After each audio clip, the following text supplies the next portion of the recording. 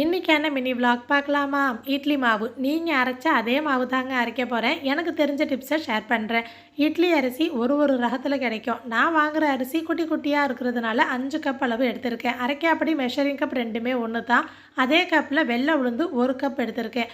1 kilo idli அரிசி 200 gram வெள்ளை உளுந்து 1.5 டேபிள் ஸ்பூன் அளவுக்கு வெந்தயம். உளுந்தில் நேச்சுரலாகவே இருக்கக்கூடிய ஈஸ்டும் பாக்டீரியாவும் தான் நமக்கு மாவை புளிக்க வைக்க ஆரம்பிக்குது. அதனால் அதிகமாக களையக்கூடாது. 2 தடவை மட்டும்தான் களையணும். இப்படி பபுள்ஸ் இருக்கணும். அரிசியை 4-5 தடவை களையணும். அரிசியில் இருக்கக்கூடிய ஸ்டார்ச் தான் அந்த ஃபெர்மெண்ட் ஆகக்கூடிய பாக்டீரியாவுக்கு சாப்பாட்டு பொருள் மாதிரி. இது ரெண்டுமே ஒன்று சேர்ந்து தான் மாவை ஃபெர்மெண்ட் ஆக்குது. அதுக்கான பூஸ்டர் தான் வெந்தயம் இல்லைனா அவல் சேர்க்கறது. நான் வெந்தயம் மட்டும்தான் சேர்ப்பேன். ஓவர் நைட் இந்த மாதிரி ஊற வச்சிருவேன். மாவு அரைக்கிறதுக்கு முன்னாடி கிரைண்டருக்கான ஒரு விளம்பரம் பார்த்துடலாங்களா? நான் யூஸ் பண்ணுறது அல்ட்ரா 2 லிட்டர் கெப்பாசிட்டி. 1 கிலோ வரைக்கும் மாவு தாராளமாக அரைக்கும். அதுக்கு மேலே ஒரு கைப்பிடி உளுந்து போட்டால் கூட திணற மாதிரி இருக்கும். அல்ட்ரா பிராண்டே வெள்ளை கலரில் தான் வரும். ஆனால் மாடல் மாறி மாறி இருக்கும். நான் மூடி ஃபுல்லாக மூடுற மாதிரி இல்லாமல் இப்படி பாதியோடு இருக்கிற மாதிரி எடுத்துக்கிட்டேன். ஏன்னா அப்போ தான் அல்ல ஈஸியாக இருக்கும்னு. ரவுண்டாக இருக்கிற கல்லை விட இந்த மாதிரி முக்கோண கல் செம்ம ஃபாஸ்ட்டு. சீக்கிரமே மாவு அரைஞ்சிரும். மோட்டரும் ஹீட் ஆகாது. நீங்கள் அல்ட்ரா கிரைண்டர் வாங்குறதா இருந்தால் கண்ணை திறந்து வாங்குங்க, நான் கேரண்டி. வெந்தயமும் உளுந்தும் சேர்த்தே கூட ஊற வச்சுக்கலாம். நான் ஃபஸ்ட்டு வெந்தயம் போட்டு ஒரு 30 செகண்ட் மட்டும் ஓட்டிட்டு உளுந்து ஊற வச்சுருந்த தண்ணி மட்டும் 1.5 கிளாஸ் சேர்த்துருவேன்.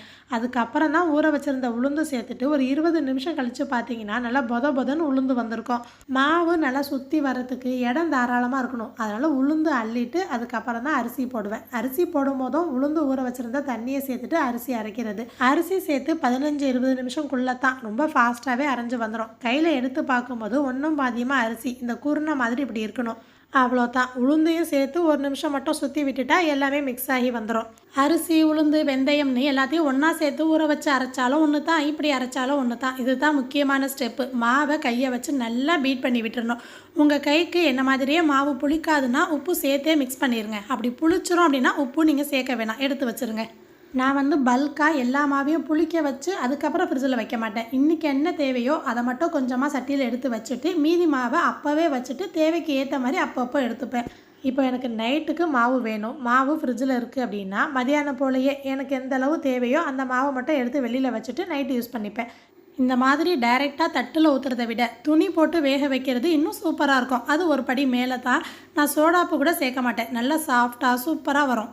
உங்களுக்கு இட்லியை பார்த்தாலே தெரியும், நல்லா பஞ்சாக சூப்பராக வெந்து வந்திருக்கும். இப்போ சொல்லுங்கள், நீங்கள் அரைச்ச அதே மாவு தான் நான் அரைச்சிருக்கேன்னா, இல்லை நான் சொன்னது ஏதாவது உங்களுக்கு யூஸ்ஃபுல்லாக இருந்துச்சான்னு, இல்லைனா உங்களுக்கு வேறு ஏதாச்சும் டிப்ஸ் தெரிஞ்சிருந்தால் சொல்லுங்கள், நாங்களும் ட்ரை பண்ணி பார்க்குறோம். இந்த ஷார்ட்ஸ் பார்த்தவங்களுக்கு தேங்க்யூ.